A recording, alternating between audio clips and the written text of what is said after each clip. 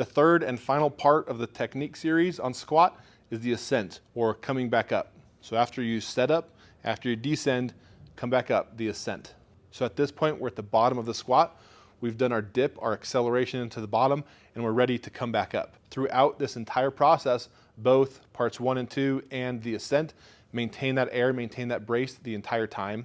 Keep the weight balanced more on the rear part of your foot than the front, and continue thinking about that compressed spring. Now that spring is compressed maximally as it can be at the bottom, and you're ready to explode up. The big key continues to be bar path. That bar needs to go back up like it was in a Smith machine on the way down, straight up. Drive those feet through the ground the entire time, directing that force through the ankle and mostly the rear part of the foot, driving, pushing the earth away from you as you drive that bar up. Make sure that the head, the chest, and your trunk keep that neutral spine position that's properly braced, as we've talked about in the other videos. And without a single doubt, the most important component of the ascent of the squat, the most important position, is driving those elbows forward. This is where most everybody is going to lose the squat, is because they're not driving the elbows forward. If you've seen squats or you have a squat where as you come up, the hips tend to rise the soonest and it turns into a good morning and the back starts to round, the best way to fix that is driving the elbows forward.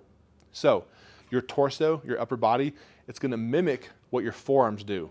So if you're on the way up and your forearms kick back like this, your torso is going to want to do the same thing. So as you're coming up, what's that mean it's going to look like?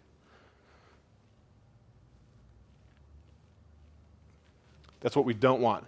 Having the elbows kick up like that is going to push our weight forward. It's going to bring the weight towards the front of our foot, and we're going to have no leverage between our hips to finish driving that bar up.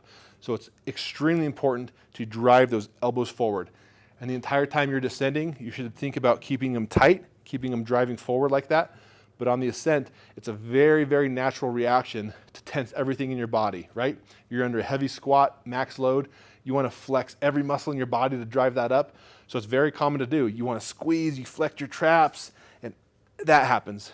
That can't happen. Everything can be firing, everything can be driving, but the elbows have to stay forward. Drive them forward. Fight that urge to let them kick back.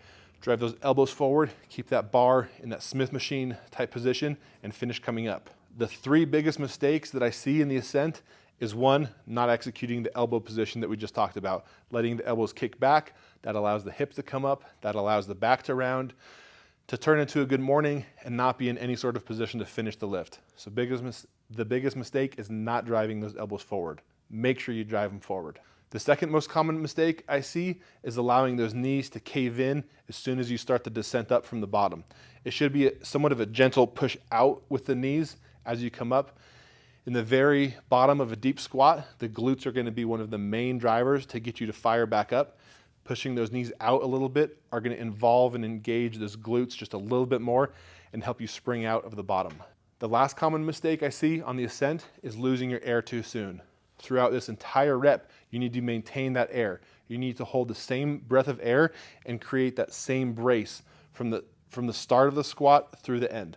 So a common mistake I see is people letting out that air too soon.